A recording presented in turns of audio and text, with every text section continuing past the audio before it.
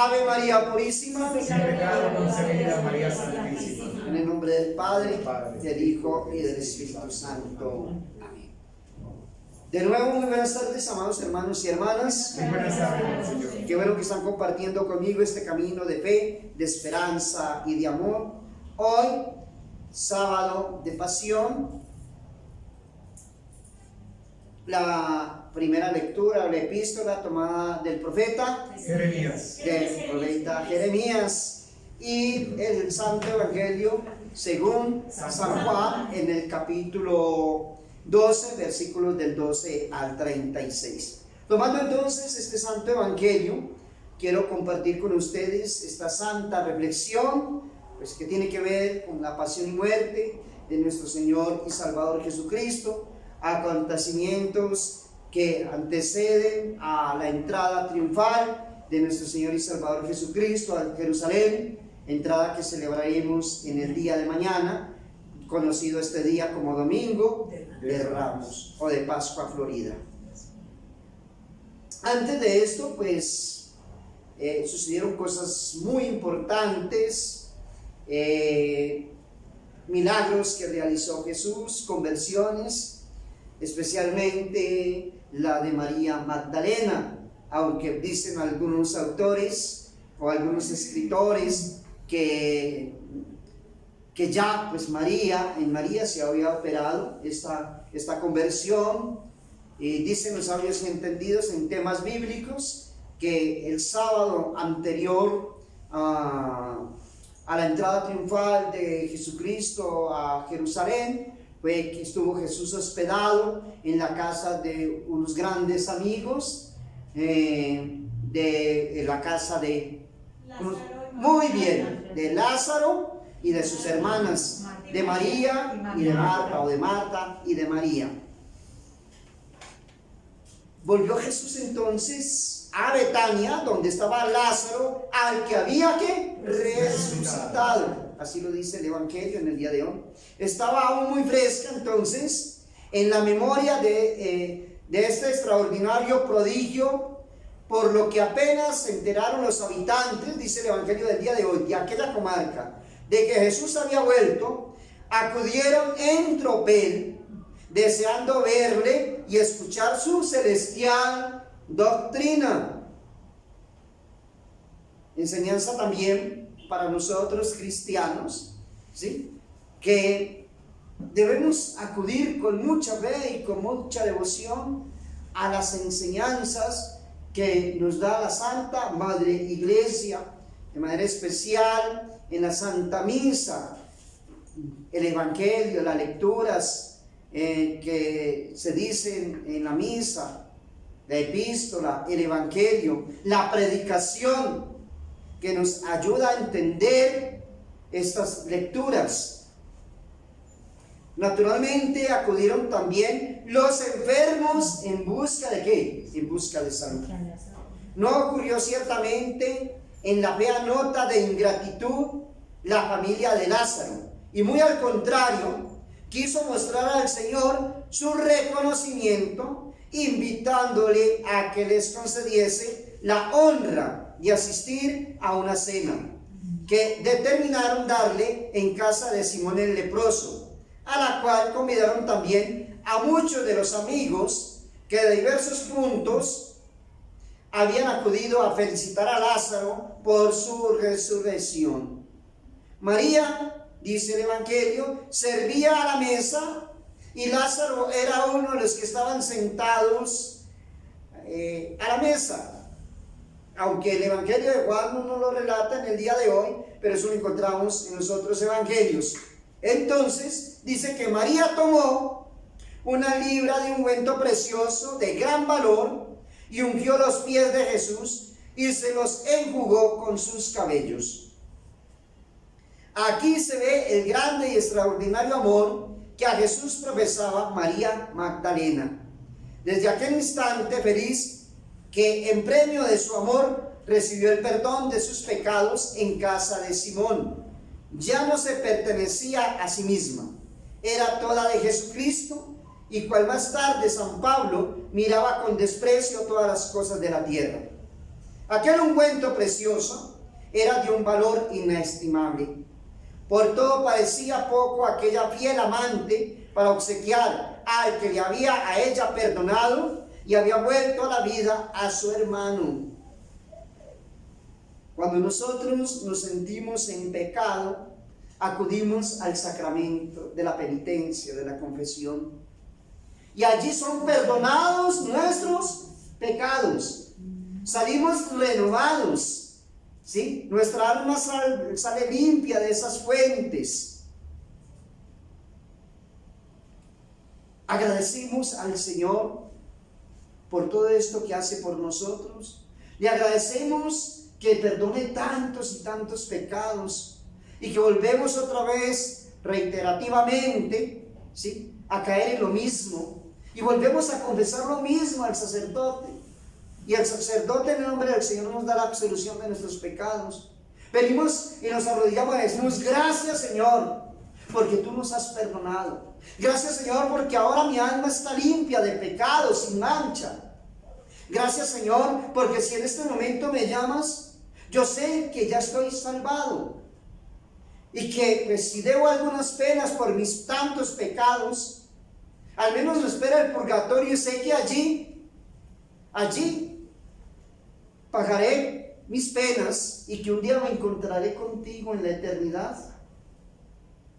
¿Cuántos dan gracias a Dios después de confesarse? ¿Cuántos le dicen: te alaba alma mía, Señor, por este regalo tan precioso, porque sé que tú me has perdonado y estoy limpio y mi alma ha quedado? Si hizo bien la confesión, ¿no? Si hizo bien una buena confesión, Señor, gracias, porque mi alma ha quedado como el día en que recibí el santo sacramento del bautismo, ¿sí? Y te pido, Señor, vivir en santidad, caminar en santidad y morir en santidad. Eso hay que pedírselo al Señor, hay que pedir esa gracia. Y eso fue lo que hizo María Magdalena. El Señor le perdonó todos sus pecados, y una forma exterior de agradecerle a Jesús fue acercarse a Él y ungirle sus sagrados pies con un ungüento dedicado solamente para Él. Y eso tiene un significado muy importante, porque lo estaba preparando para su muerte. Y dice el texto sagrado que enjugó los pies de Jesús con su cabellera. Apenas pues hubo ungido los pies del Señor, concluye el sagrado texto: toda la casa llenóse del olor de aquel perfume de gran precio. Era la ofrenda hecha por María Magdalena a Jesús. Pero ¿qué debe el hombre rehusar a Dios? Todo cuanto hay en el mundo le pertenece. Es dueño absoluto del cielo y de la tierra. Y él debe, por lo tanto, ofrecerle lo mejor que posee. ¿Quién? El hombre. A Dios. Lo mejor para Dios. Porque de Dios todo lo hemos recibido, lo recibiremos y lo seguiremos recibiendo. Todo lo mejor para Dios. En el templo todo tiene que ser lo mejor para Dios. No cualquier trapo, no, lo mejor para Dios. Por eso se procura en los templos tenerlo bien adornado. Los vasos sagrados, lo mejor para Dios. Los ornamentos, lo mejor para Dios. Yo me revisto, no es para el hombre, no para ustedes. Yo me revisto es para Dios, y lo mejor es para Dios. Y lo que usted le ofrece a Dios debe ser lo mejor, no lo que sobra, no lo que ya no cuenta para usted, lo mejor.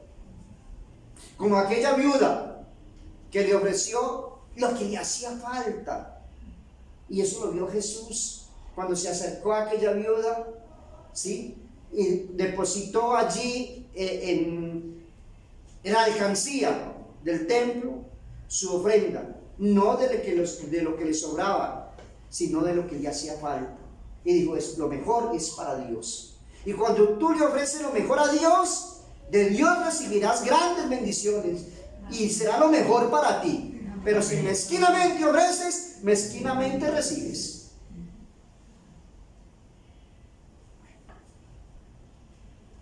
Sin embargo, no todos obran de la misma manera. Hay corazones avaros que con nada se satisfacen y que en su egoísmo miran con lástima aquellos bienes que se emplean en rendir homenajes al Creador.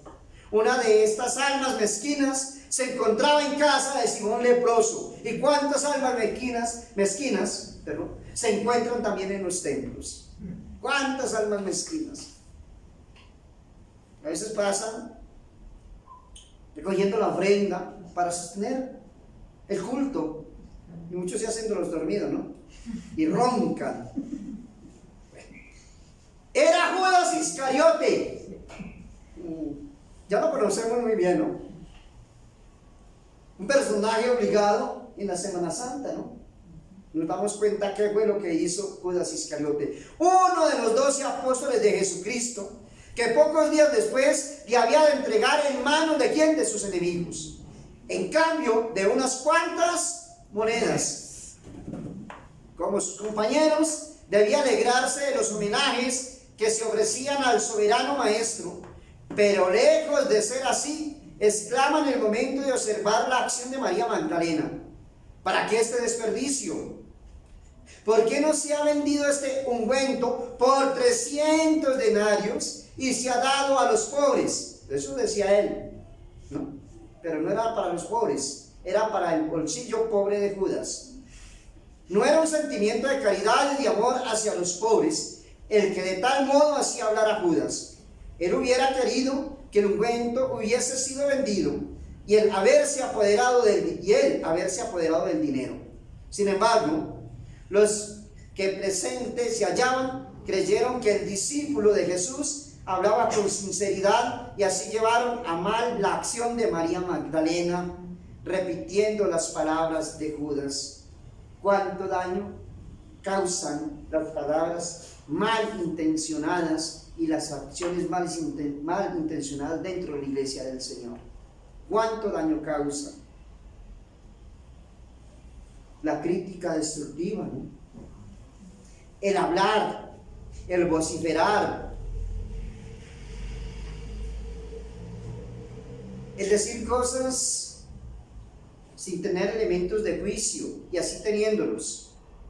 No estamos llamados a juzgar, porque el único que juzga es ¿quién? El Señor. Y nadie conoce el corazón del hombre sino Dios. Ni tú a tu esposo ni a tu esposa. Pueden llevar 50 años, 60 años, qué sé yo, pero tú no lo conoces ni la conoces. No lo conoces ni la conoces. Así compartan las 24 horas del día y nunca se separen y se están mirando los ojos, ¿sí? Con amor tierno. Bueno, eso va como desapareciendo, ¿no? Ese amor tierno. Pero así compartan por 30, 40, 50 años. Tú no lo conoces. Porque el único que conoce el corazón del hombre es Dios. ¿Y quién soy yo para juzgar? Nadie. Dejamos eso en las manos del Señor. El Salvador, pues, a quien nada podía ser oculto, quiso hacer conocer a todos que la acción de la hermana de Lázaro, lejos de ser vituperable, era digna de la mayor alabanza. Y así, sin dirigirse particularmente al pérfido Judas, ni a ninguno de los otros, sino a todos en general, pronunció las siguientes palabras: no seáis molestos a esta piadosa mujer que acaba de bañar mis pies con tan precioso perfume. Anticipadamente me ha hecho los honores de la sepultura.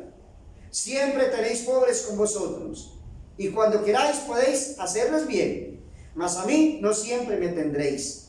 En verdad os digo que donde quiera que sea predicado el Evangelio, será contada también la acción piadosa que esta mujer ha hecho conmigo para gloria suya.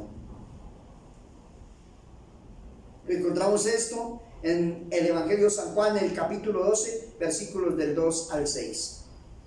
En efecto, amados hermanos y hermanas, tan heroica acción consignada en el Santo Evangelio viene refiriéndose de siglo en siglo a través de las generaciones en todas partes donde penetra la luz vivificante de la fe. La presencia de Lázaro en cualquier parte era una demostración tangible de la divinidad de Jesucristo.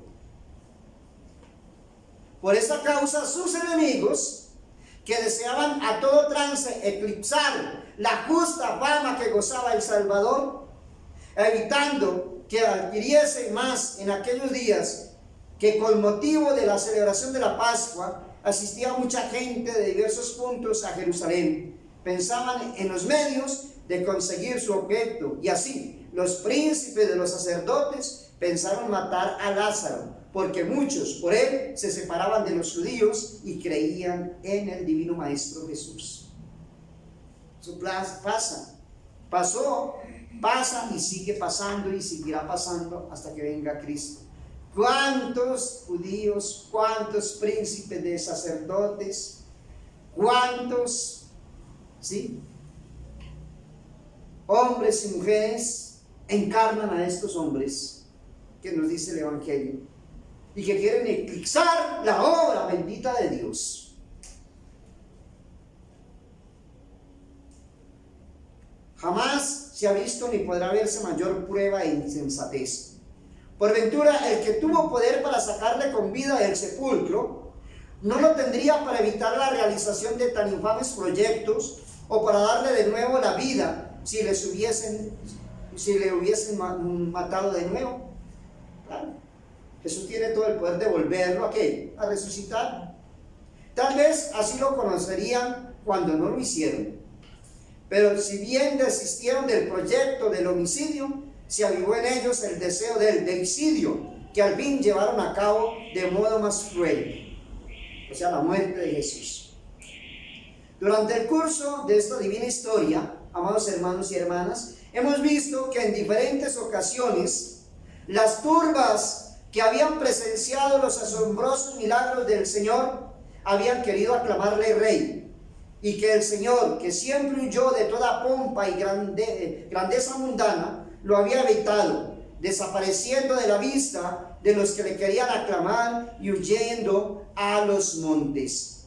Ahora se acerca el momento en que voluntariamente va a entregarse en mano de sus enemigos para ofrecerse a su eterno Padre en el árbol de la cruz, hostia pura, santa e inmaculada, por la redención de la humanidad.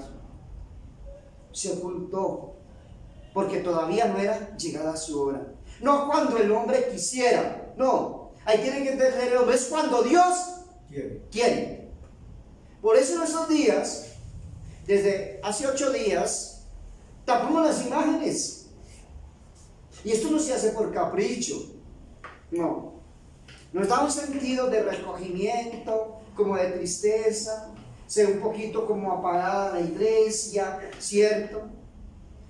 Para invitarnos a la penitencia, a la meditación de la pasión de Cristo. Y con esto nos está diciendo en estos días que Jesucristo está oculto, que se está escondiendo porque todavía no es su hora. ¿Sí sabían esto de ocultar las imágenes? Entonces ya lo saben, porque todavía no era su hora. Y no cuando al hombre le dé la gana. Perdón de la palabra tan castiza, sino cuando Dios quiere. Cuando Dios quiere, nos da. Cuando Dios quiere, nos otorga. No cuando el hombre. Ahora se acerca entonces el momento en que voluntariamente va a entregarse en manos ¿de quién? De sus enemigos, para ofrecerse a su eterno Padre en el árbol de la cruz, como les acabé de decir. Por esto se dispone entonces a dirigir por última vez sus pasos a la ingrata Jerusalén, aquella ciudad que va a ser teatro de sus tormentos e ignominiosa muerte, aquella ciudad cuya ruina, efecto de su crimen, fue anticipadamente llorada por el profeta Jeremías. Dispone pues el Salvador que su entrada en la capital de la Judea sea triunfante, queriendo ser reconocido antes de su muerte por verdadero Mesías. Quiere entrar no rodeado de pompa mundana como los reyes de la tierra, sino de un modo modesto, aunque triunfante. Permaneció el sábado Jesús en Betania, no haciendo en este día su entrada por respeto a la fiesta. Al siguiente, que era el primero de la semana, emprendió su viaje acompañado de sus discípulos y de otras muchas personas que les eran adictas. Sigamos la narración de San Mateo, que nos describe la entrada de Jesús en Jerusalén. Y dice así: y cuando se acercaron a Jerusalén y llegaron a Betfagé, al monte del Olivar, envió entonces Jesús a 2 discípulos diciéndoles: id a esa aldea que está enfrente de nosotros, y luego hallaréis un asna atada y un pollino con ella. Desatadla y traédmelos. Y si alguno os dijere alguna cosa, respondedle que el Señor los necesita y luego los dejará. Y esto todo fue hecho para que se cumpliese lo que había dicho el profeta: decid a la hija de Sión, y aquí tu rey viene manso para ti, sentado sobre un asna, y un pollino hijo de la que estaba bajo de yugo. Y fueron los discípulos, hicieron lo que les había mandado Jesús, y trajeron la asna y el pollino, y pusieron sobre ellos sus vestidos, y le hicieron sentar encima. Y una gran multitud del pueblo tendió también sus ropas por el camino, y otros cortaban ramos de los árboles y los tendían por el camino. Y las gentes que iban delante y los que iban detrás gritaban diciendo: Hosanna al Hijo de David. Bendito el que viene en el nombre del Señor. Hosanna en las alturas. Y cuando entró en Jerusalén, se conmovió toda la ciudad diciendo: ¿quién es este? Y los pueblos decían: este es Jesús el profeta de Nazaret de Galilea. Entonces, en este pasaje, amados hermanos y hermanas evangélicos, notamos que el Salvador, al mandar a los discípulos que fueran a la aldea inmediata a traer la asna y el pollino, no les dijo: decid que vuestro maestro los necesita, sino que les dice: decid que el Señor, esto es, el que es Señor y dueño de las cosas. De este modo, Jesús da un nuevo testimonio de su soberanía como Dios. Este es el día grande del triunfo entonces de Jesucristo, en el que demuestra su grandeza y su gloria. Y eso lo veremos entonces en el día de ¿qué? En el día de mañana. Que estas meditaciones, amados hermanos y hermanas, nos sirvan de reflexión para organizar nuestra fe, o más bien aumentar nuestra fe en el Señor y reconocerlo como el Hijo eterno de Dios, como nuestro Señor y Salvador, y así reconociéndolo entonces nos comprometamos a seguir sus santas enseñanzas, su doctrina, a honrarle, amarle, así como lo amó y lo honró la Santísima Virgen María. Ave María Purísima, sin pecado concebida, María Santísima. En el nombre del Padre, del Hijo y del Espíritu Santo.